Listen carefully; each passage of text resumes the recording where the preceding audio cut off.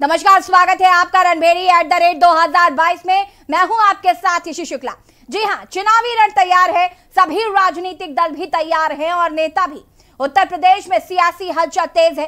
हर राजनीतिक दल जनता के बीच अब बस अपनी पैठ जमाना चाहता है, जिसके लिए राजनीतिक दल हर जोर आजमाइश कर रहे हैं। नेता से लेकर राजनेता तक सभी चुनावी समर में उतर चुके हैं और इसी को लेकर आज हम आपको कानपुर की भोगनीपुर विधानसभा की जमीनी हकीकत से रूबरू करवाएंगे और जानेंगे जनता का मूड।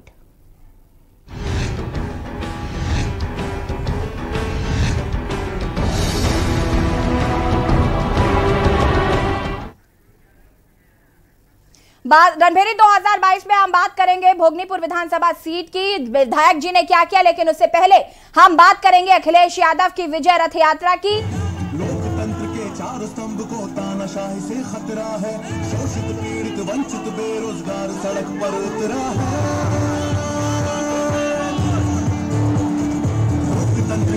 और आपको बता दें कि इस विजय रथ यात्रा की शुरुआत कानपुर के जाजमऊ के गंगा पुल से हुई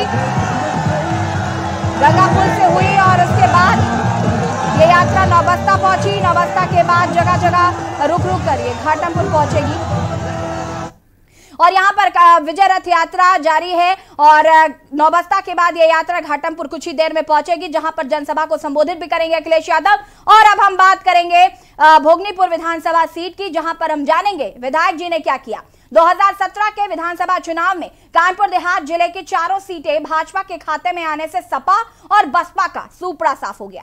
सपा और बसपा ने कहीं जातीय समीकरण तो कहीं जोड़तोड़ की राजनीति का रास्ता अपनाया, लेकिन मोदी लहर का ऐसा जादू चला कि जिले के चारों सीटों पर कमल खिला। भोगनीपुर विधानसभा सीट की डेमोग्राफिक रिपोर्ट आपको दिखाते हैं। कानपुर देहात के दिल में क्या है, अवध के रण में कैसा है मिजाज, कानपुर देहात में कौन पहनेगा जीत का सेहरा, क्या कहता है विधायक जी का रिपोर्ट कार्ड, विकास के नाम पर कितना किया काम, कितना मिला युवाओं को रोजगार, कितनी हल हुई खनन की समस्या, चारों सीटों पर किसका लहराएगा परचम। 2017 के विधानसभा चुनाव में जनपद के चारों सीटों भाजपा के खाते में आने से सपा और बसपा का सूपड़ा साफ हो गया था। सपा और बसपा ने कहीं जातीय समीकरण तो कहीं जोड़ तोड़ की राजनीति का रास्ता अपनाया, लेकिन मोदी लहर का ऐसा जादू चला कि जिले की चारों सीटों पर कमल खिलने से कोई नहीं रोक सका। इसी तरह भोगनीपुर सीट पर भाजपा के विनोद कटियार की जीत भी सर्वाधिक मोदी फैक्टर माना जा रहा है। विनोद कटियार ने पहली बार विधायक बनकर राजनीति में कदम रखा। हालांकि वे सिकंदरा विधानसभा क्षेत्र से टिकट मांग रहे थे, लेकिन भाजपा हाईकमान ने उन्हें भोगनीपुर विधानसभा से भाजपा की टिकट दी। टिकट मिलने के बाद उन्होंने क्षेत्र की भौगोलिक स्थितियों का आंकलन कर भ्रमण शुरू कर दिया था। अपनों के विरोध के बीच कम समय में उनकी मेहनत ने भी असर दिखाया और 18,989 मतों से अपने प्रतिद्वंदी बसपा के धर्मपाल सिंह को हराकर जीत सुनिश्चित की। 2017 कानपुर देहात में बीजेपी का हल्ला बोल। रसूलाबाद विधानसभा जीते निर्मल संखवार बीजेपी, वोट मिले 88,000। हारे Arun Kumar Kori, vote margin 33,000। Seat Akbarpur Rania विधानसभा जीते बीजेपी से प्रतिभा शुक्ला, वोट मिले 87,000। सपा से नीरज सिंह हारे, वोट मार्जिन 28,000। सीट सिकंदर विधानसभा जीते बीजेपी से मथुरा प्रसाद पाल, वोट मिले 87,000। हारे बसपा से Mahendra Katiyar, vote margin 38,000। Seat Bhognipur विधानसभा जीते बीजेपी से विनोद कुमार कटियार, वोट मिले 71,000। हारे बसपा से धर्मपाल सिंह भदौरिया, वोट मार्जिन 19,000। 2017 विधानसभा चुनाव भोगनीपुर विधानसभा से भाजपा प्रत्याशी विनोद कटियार ने 19,005 वोटों से जीत दर्ज की। बसपा के धर्मपाल भदौरिया को हार का सामना करना पड़ा था। धर्मपाल भदौरिया को 52,461 वोट ही मिले, भोगनीपुर विधानसभा सीट के जाति समीकरण की बात करें तो कुल आबादी 4 लाख है और निर्णायक भूमिका में भोगनीपुर विधानसभा क्षेत्र में 2 जातियां महत्वपूर्ण स्थान रखती हैं। पहली मुस्लिम और दूसरी यादव। कानपुर देहात का जातीय समीकरण क्या है? कुल वोटर 17 लाख, ब्राह्मण आबादी 3 लाख, क्षत्रिय आबादी 1,50,000, वैश्य आबादी 50,000, यादव आबादी 1,40,000। पिछड़ी जाति के कुल वोटर 6,80,000, अनुसूचित जाति के कुल वोटर 4,50,000, मुस्लिम आबादी 1,15,000। यूपी में चुनाव का बिगुल बज चुका है। यूपी में हर जगह पर, हर गली गलियारों में चुनावी शोरगुल सुनाई दे रहा है। लेकिन भोगनीपुर विधानसभा की बात करें तो यहाँ पर समाजवादी पार्टी का 6 साल का अगर रिकॉर्ड उठाएंगे तो समाजवादी पार्टी का बोलबाला रहा है। 3 बार समाजवादी पार्टी ने इस पे फतेह हासिल की है। लेकिन इससे पहले जो भी विधायक थे वो समाजवादी पार्टी के थे। इससे पहले जब मोदी की लहर आई 2017 में, तो मोदी की लहर में बीजेपी का कमल खिला और यहाँ के विधायक विनोद कटियार ने जीत हासिल की। लेकिन दूसरे नंबर पर यहाँ के समाजवादी पार्टी के विधायक योगेंद्र पाल सिंह रहे थे।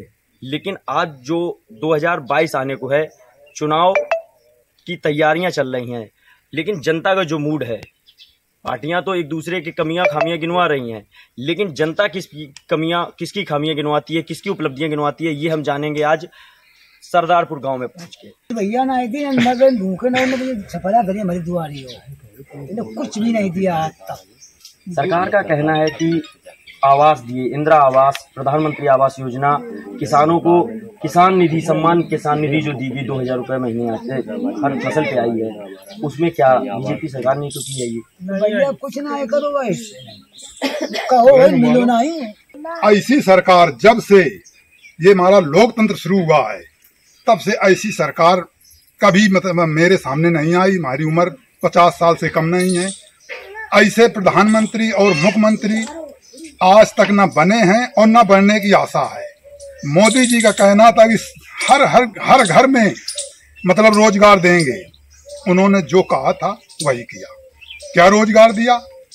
यदि हम रोटी खा रहे हैं और किसी ने फोन कर दिया कि आपके खेतों में सांड घुसे हैं, तो खाना वहीं आराम। लेकिन रोजगार दिया है। जिसको 5 बीघा कर रहे हैं खेती या 5 बीघा कर रहे हैं, सब लिए डंडा, औरतें और आदमी, लड़का बेचारे सब खेदे फिर रहे हैं, मिलता कुछ नहीं है। भोगनीपुर विधानसभा की केवल हम बात करें, भोगनीपुर विधानसभा की ये हाल है कि यदि हमारी केवल यादव समाज चाहिए, केवल यादव समाज, तो कोई विधायक को हराने वाला नहीं, यादव ही बनेगा। यहाँ इतनी बड़ी खिचड़ी पक रही हमारी जात में, यदि बाबूजी अखिलेश बाबू यदि सोच समझ के टिकट नहीं कर रहे हैं तो ये विधानसभा बिल्कुल हरेगी, निश्चित हरेगी। सरकार तो सब चौपट करेगी, बिल्कुल खेती चौपट करेगी। हमारे जाने वाला अब 2022 में आपको फिर वोट डालने का मौका मिलेगा। इस बार किसकी सरकार बनाएंगे? पक्का ना? क्या लगता है इस बार किसकी सरकार बन रही है? आप बिल्कुल। क्या लगता है योगी जी से क्या परेशानी रही? 2,000 रुपए मोदी जी डाले, नहीं मिले, आवाज भी दिए, वो कह रहे हैं ना गैस ना एको नहीं मिले, कुछ नहीं। इस बार किसकी सरकार बनेगी? सरकार तो कैसे बनेगी? क्योंकि वो किसानों के, गरीबों के कुछ ध्यान देता है। उनका संकल्प उनका इस बार काफी अच्छा है। हाँ, क्या लगता है कि इस बार लुभा देंगे? अब लुभाना ये तो मान लो जनता के ऊपर। इस सरकार से क्या दिक्कत है? सरकार से ये दिक्कत है कि हमारे आज तक खेत को कागज लगाए थे, आज तक पैसा नहीं आया। अच्छा, आज तक नहीं आया, 1 रुपए नहीं आया। कितने करोड़ों में दे दिया उन्होंने किसानों को पैसा, हमको तो 1 रुपए नहीं मिला इस सरकार से। चुनावी मौसम में जनता के बीच नहीं जाना विधायक जी को महंगा पड़ सकता है, लेकिन महंगाई और स्थानीय मुद्दों से जनता कुछ ज्यादा ही परेशान है। अगर समय रहते नेताजी जनता की नब्ज पर हाथ नहीं रखते तो उनकी नब्ज खराब हो सकती है। इलेक्शन डेस्क के न्यूज़ इंडिया। जी हां, तो बात कर रहे हैं हम भोगनीपुर विधानसभा सीट की और जानते हैं कि विधायक जी ने क्या किया। 2017 के विधानसभा चुनाव में कानपुर देहात जिले की चारों सीटें भाजपा के खाते में आने से सपा और बसपा का सुपड़ा साफ हो गया। सपा और बसपा ने कहीं जातीय समीकरण तो कहीं जोड़तोड़ की राजनीति का रास्ता अपनाया, लेकिन मोदी लहर का ऐसा जादू चला कि जिले की चारों सीटों पर कमल खिला। हम बात कर रहे हैं आज विधायक जी ने क्या किया, लेकिन हालांकि इससे पहले हमारे संवाददाता ने वहां पर लोगों से बातचीत की थी। वो वीडियो भी हमने आपको दिखाया कि वहां पर जो स्थानीय जनता है वो कहीं ना कहीं विधायक जी से नाखुश नजर आ रही है। हम जनता का मूड जानते हैं। हमारे साथ राम दीक्षित, हमारे संवाददाता, विधानसभा सीट भोगनीपुर विधानसभा सीट से हमारे साथ खड़े हुए हैं। राम, क्या कुछ कहना है इसको लेकर आम जनता का, जिस तरीके से विधायक जी का रिपोर्ट कार्ड क्या कहता है? जी बिल्कुल, जैसा कि बताना चाहेंगे, भोगनीपुर विधानसभा की न्यूज की टीम ने जब रियलिटी चेक किया और यहाँ पर जनता की राय को समझा, तो लेकिन जो लोग यहाँ की जनता है जो विधायक जी के कार्यकाल से नाखुश है, क्योंकि विधायक जी का जो साढ़े चार साल का कार्यकाल है, इसमें लोगों का आरोप है कि वो जनता के बीच नहीं गए, समय पर जनता के बीच नहीं पहुंचे, जिसके चलते वो नाखुश थोड़ी सी जान पड़ रही है, नाखुशी दिखाई पड़ रही है। अब लेकिन जब बात करेंगे यहाँ के समीकरण की, तो लेकिन समीकरण यहाँ पर यादव और मुस्लिम वर्ग ज्यादा है, लेकिन तब भी 2017 में मोदी लहर में विधायक जी ने भारी बहुमत से विजय हासिल की थी। इसकी विजय हासिल करने की वजह शायद यही रही कि ये जा नहीं पाए कहीं, अभी नहीं जा रहे हैं, इसका खामियाजा कहीं चुनाव भुगतना पड़े, ये भी हो सकता है। जी हाँ बिल्कुल राम, मैं जैसे कि देख पा रही हूँ आपके पीछे लोग भी मौजूद हैं। मैं चाहूंगी कि आप उनसे बात कीजिए, उनसे जानिए कि विधायक जी कितना यहाँ पर आते हैं, क्या विधायक जी का नाम भी पता है यहाँ के लोगों को, क्या क्या इनकी समस्याएं हैं, आगे जो चुनाव आने वाले हैं उसमें वो किन उम्मीदों के साथ अपना प्रतिनिधि चुनेंगे, क्या उनकी मांगे होंगी और किन चीजों से अभी तक जूझ रहे हैं इस विधानसभा सीट के जो लोग हैं, उनको क्या क्या समस्याएं हो रही है। तमाम बातें मैं चाहूंगी कि आप जरा उनसे पूछिए और उनसे जानिए। जी बिल्कुल, पूछना चाहेंगे। हमारे साथ भोगनीपुर विधानसभा पर लोग मौजूद हैं, हमारे साथ यहाँ के लोग मौजूद हैं, पूछे कि यहाँ के कौन लोग हैं, कौन विधायक के बारे में पूछेंगे। जरा क्या नाम है आपका? हमारा नाम, कहाँ के रहने वाले हो? कौन से विधायक हैं आपके क्षेत्र? तब आए हैं आपके लिए? एक तो बार नहीं आया गाँव। अच्छा, क्यों नहीं आते हैं, क्या लगता है? वोट के लालच में पहले आए, एक बार तक नहीं जाटने का। ऐसा क्यों है, ऐसा क्या लगता है? नहीं क्या लगता। अच्छा, इस बार जब चुनाव आ रहे हैं, अब आप कैसे प्रतिनिधि को चुनेंगे, किस प्रकार से मांगे होंगी? आपको भी चुनाव वोट देते हैं तो आपकी भी मांग होगी, आपकी समस्याएं हैं, समस्याएं रखते हैं, इसी वजह से प्रतिनिधि बनाया जाता है। क्या समस्याएं हैं आपकी, क्या मांगे रखेंगे? हमारे साथ और लोग मौजूद हैं, उन लोगों से पूछना चाहेंगे। हमारे साथ और लोग मौजूद हैं जिनसे हम बात करेंगे। इस बार विधायक जी कभी आपके पास आए मिले? आपके क्षेत्र में भी नहीं आते हैं। ऐसा क्यों है कि नहीं आते? उनके पास बहुत व्यापार है, आदमी है, नोएडा में व्यापार। अच्छा, वहाँ ज्यादा रहते हैं आपके। अच्छा, ये सब चीजें ठीक है, लेकिन अब क्या लगता है कि मोदी लहर में जीत गए, काफी सभी जीते हैं? अभी सुनने को मिला था एक पहलवान को टिकट मिलने वाला और शायद मिल भी गया, तो उसमें वो क्षेत्र में जीतते हैं और जो है जनता के साथ रहते हैं, जनता का दुख दर्द समझते हैं। अगले बार वो लड़े थे, लगभग इतना प्यार दिया कि ठीक है। राम, यहाँ पर खनन की समस्या बहुत ज्यादा है, क्या इसको लेकर जो ये खनन की समस्या है, क्या इसका कुछ निराकरण निकला है? यहाँ की जनता से पूछे, जो यहाँ पर मूलभूत सुविधाएं हैं क्या लोगों को मिल पाती हैं? विधायक जी जो विनोद कटियार है वो यहाँ पर आते नहीं, जैसे कि हमने भी सुना यहाँ पर एक स्थानीय निवासी कह रहे थे कि उनका खुद का बहुत सारा व्यापार है, इसलिए वो जनता के बीच आने का उनके पास वक्त ही नहीं है। 4.5 साल से ज्यादा का वक्त बीत चुका है। आखिर विधायक जी ने 4.5 साल तक किया क्या है, कर क्या रहे थे वो यहाँ अभी तक? यहाँ पर युवा जो है मेरे साथ हैं, उनसे भी बात करेंगे, बालिका हैं, उनसे बात करेंगे, पूछेंगे कि क्या व्यवस्थाएं रही, क्या विधायक जी ने उनके लिए किया। क्या नाम है? कहाँ के रहने वाली है? कानपुर। अच्छा, आपको विधायक जी आपके पास कभी आपसे आए, आप मैंने उनका नाम ना है, आज तक उनको देख लो। ऐसा क्यों मिठाई जाते हैं? आपने कभी शिकायत लेके काफी समस्या का समाधान कर सकते हैं? ये तो पता नहीं, लेकिन जब चुनाव होते हैं तो हर नेता का पैर छूटता है, जब चुनाव जीतते नहीं आता। अच्छा, आपने कोई समस्या उनके सामने रखी अभी तक? क्या लगता है कि समस्या उनके सामने रखी जाए पूरी कर? वो तो उनसे मिलने के बाद ही पता चलेगा। ऐसा क्यों रहा कि क्यों नहीं मिली? अब देखा ही नहीं उनको, ये नहीं पता है आप रहते कहाँ हैं। अच्छा, हमारे साथ और लोग मौजूद हैं, बात करेंगे।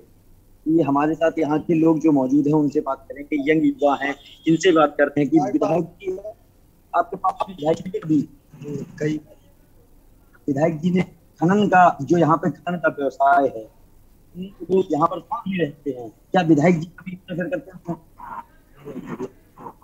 अच्छा, क्या लगता है विधायक जी की छवि तो अच्छी है विधायक जी की, पार्टी के हिसाब से जो ये लोग पसंद करते हैं मोदी को। अच्छा, 4.5 साल में कितना काम किया? लगता है कुछ काम किया कि विचार? अच्छा, काम किया है, क्या लगता है अब क्या होने वाला है? ठीक है राम, आप इन सभी को अपने साथ बनाए रखिए। अभी और भी इनसे हम जानकारी लेंगे, इनका मूड जानने की कोशिश करेंगे।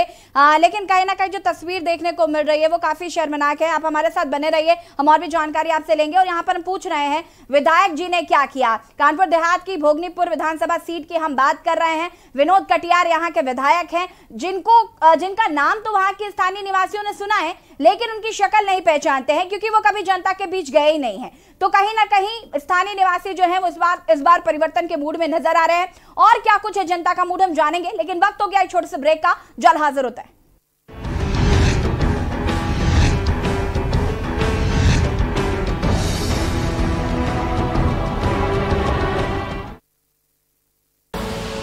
आप देख रहे हैं के न्यूज, खबरों का सारथी।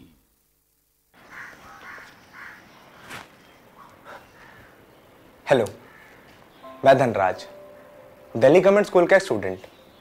जब दिल्ली गवर्नमेंट की तरफ से मुझे विशाल सर एज मेंटोर मिले तो मैंने सोचा इस मेंटोरशिप से कुछ होगा, लेकिन सर हुआ।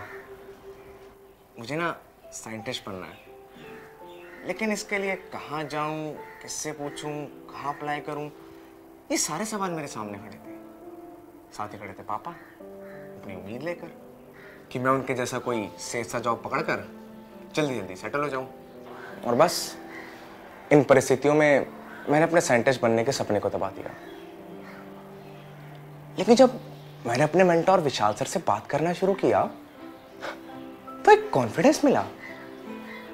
उनके गाइडेंस से मेरे अंदर फिर से साइंटिस्ट बनने की उम्मीद जगी। मुझे रास्ते मिले और विशाल सर ने सिर्फ मुझे ही नहीं, मेरे पापा के अंदर भी उम्मीद जगाई कि उनका बेटा एक दिन साइंटिस्ट जरूर बनेगा।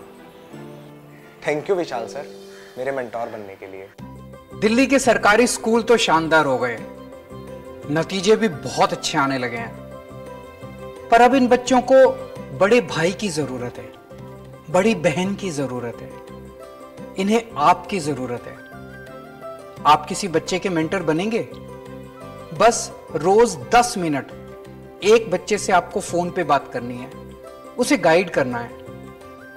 याद रखिए, आप केवल एक बच्चे के भविष्य को नहीं संवार रहे, आप देश का भविष्य बना रहे हैं। दिल्ली गवर्नमेंट के मेंटरशिप इनिशिएटिव देश के मेंटर से जुड़ने के लिए 750004 पर मिस्ड कॉल दें।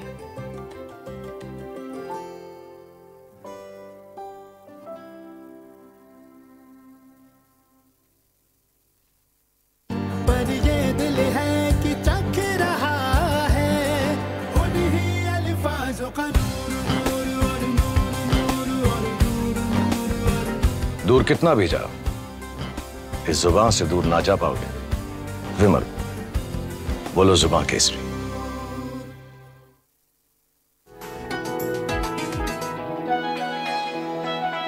नमस्कार, उत्तराखंड सीएम हेल्पलाइन में आपका स्वागत है। उत्तराखंड सरकार और नागरिकों के बीच नहीं है दूरी। सीएम हेल्पलाइन नंबर 1905 ने खत्म की हर मजबूरी।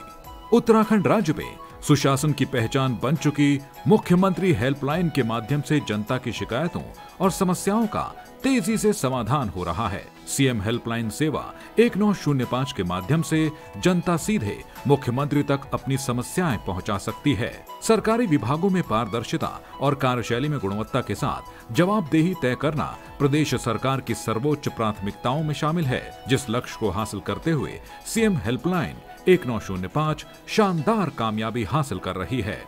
आपने सीएम हेल्पलाइन में कोई अपनी शिकायत दर्ज करवाई थी? जैसे ही मैंने उस सीएम हेल्पलाइन में कॉल कर की थी, उसके 12 घंटे के अंदर मेरे समय पे सॉल्व हो गई थी सर। अच्छा। ये तो काफ़ी इजी हो गया अब हेल्पलाइन में शिकायत करना, और वाकई 2 से 3 दिन के अंदर ही रिस्पॉन्स आ गया। ये बहुत अच्छा स्टेप है और बहुत फायदेमंद है। आज राज्य में सुराज और सुशासन के साथ साथ सरकार के प्रति जनता के भरोसे की नींव को मजबूत कर रही है सीएम हेल्पलाइन 1905। सुशासन की दिशा में उत्तराखंड सरकार के बढ़ते कदम, सरकार और जनता के बीच सिर्फ एक कॉल ले दूरी की कम।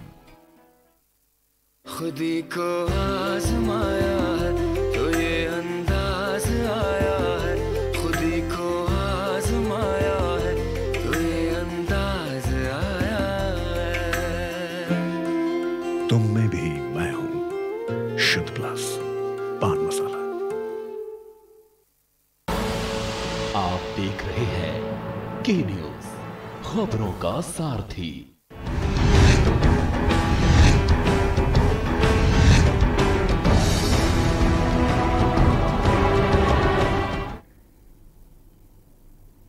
और ब्रेक के बाद एक बार फिर से आप सभी का स्वागत है और हम बात कर रहे हैं विधायक जी ने क्या किया। कानपुर देहात जिले की भोगनीपुर विधानसभा सीट की आज हम बात कर रहे हैं। सवाल है कितना वहां के युवाओं को रोजगार मिला है, कितनी खनन की समस्या वहां पर हल हुई है।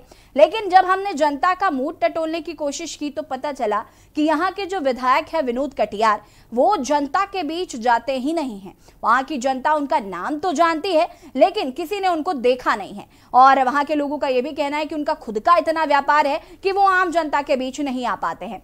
और हमारे साथ भोगनीपुर विधानसभा सीट से राम दीक्षित लगातार हमारे संवाददाता भी जुड़े हुए हैं। राम, आप यहाँ की जनता से बात कर रहे हैं, लगातार परिवर्तन के मूड में नजर आ रही है, किस तरफ रुक जा रहा है जनता का?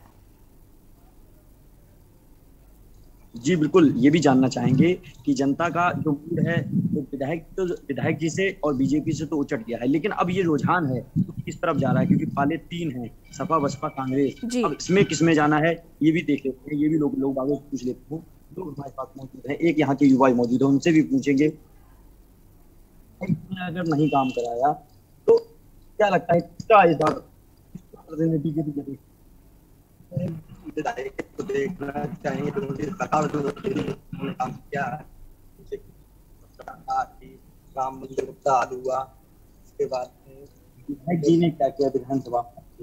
विधायक जी ने जहाँ लाइटें नहीं वहाँ लाइटें भिजवाई, उसके बाद काफी काम कराया विधायक। तो ये विधायक के समर्थक हैं, ये विधायक के गुणगान कर रहे हैं। लोग यहाँ पे और मौजूद हैं, उनसे भी पूछें। अब इस बार परिवर्तन की धारा बह रही है, लोग रुझान पलट गया है, समीकरण बदल गए, लेकिन अगर बीजेपी चलते हैं तो किस तरफ जाएंगे? क्योंकि 3 निशान है सामने। अपने यहाँ तो सबसे बड़ी प्रत्याशी जुनेद पहलवान है, क्योंकि उन्होंने अगले बार करके 1000 वोट पाया तो उनको मिल गया, उसी के तरफ रुझान है। क्योंकि जनता के बीच में जो है यहाँ जब नहीं चलती थी तो अपने पैसे एम्बुलेंस भी करवाए जो है गरीब लोगों, और अपनी पेट्रोल से जो है गाड़ी कान जो है काम इसमें अच्छा कर रहे हैं। अगर तो जनता उन्हीं की तरफ, जनता बसपा में जाना चाहिए। और लोग मौजूद हैं, शायद इनसे पूछें ये क्या बताते हैं। क्या नाम है? अच्छा, आपके विधानसभा में विधायक जी कभी आपके पास आए? विधायक आपके गांव में आए? हम भी नहीं, तभी कोई समस्या नहीं आप उनके पास गए? ठीक है राम, यहाँ पर ये स्पष्ट हो गया है कि यहाँ की जो जनता है वो परिवर्तन के मूड में साफ नजर आ रही है। हालांकि वो किसको चुनेगी ये मत अभी साफ नहीं हो पा रहा है, क्योंकि लोग शायद खुद ही कंफ्यूज हैं। लेकिन फिर भी भाजपा की अगर हम बात करें कि यहाँ पर कमर खिला था और जिस तरीके से अब यहाँ के जो विधायक है जनता के बीच नहीं जाते, तो ये काफी शर्मनाक है। फिलहाल आपका बहुत बहुत शुक्रिया। जनता का मूड क्या है ये जनता तक पहुंचाने के लिए। और हम बात कर रहे हैं विधायक जी ने क्या किया में 2017 के विधानसभा चुनाव में कानपुर देहात जिले की चारों सीटें भाजपा के खाते में आने से सपा और बसपा का सुपड़ा साफ हो गया था। अभी जो हमने आपको तस्वीर दिखाई, स्थानीय निवासियों से हम रूबरू हुए, उनका जिस तरीके से यहाँ के जो विधायक हैं विनोद कटियार जी, उनका नाम तो सभी ने सुना है लेकिन किसी ने उन्हें देखा नहीं है क्योंकि वो जनता के बीच नहीं जाते हैं। तो कहीं ना कहीं यहाँ के जो स्थानीय निवासी हैं वो परिवर्तन के मूड में साफ नजर आ रहे हैं। फिलहाल रणबेरी 2022 में इतना ही। देखते रहिए के न्यूज इंडिया। नमस्कार।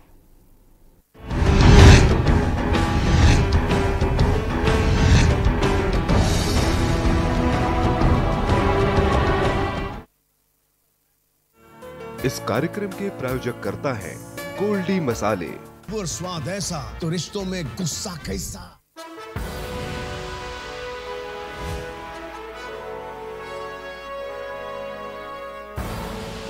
आप देख रहे हैं के न्यूज, खबरों का सारथी। उत्तर प्रदेश में हर गरीब का अपने घर का सपना साकार हो रहा है। आदरणीय मुख्यमंत्री योगी आदित्यनाथ जी के अथक प्रयासों और प्रधानमंत्री नरेंद्र मोदी जी की मजबूत इच्छा शक्ति से उत्तर प्रदेश में हर गरीब को खुशियों की चाबी मिल रही है।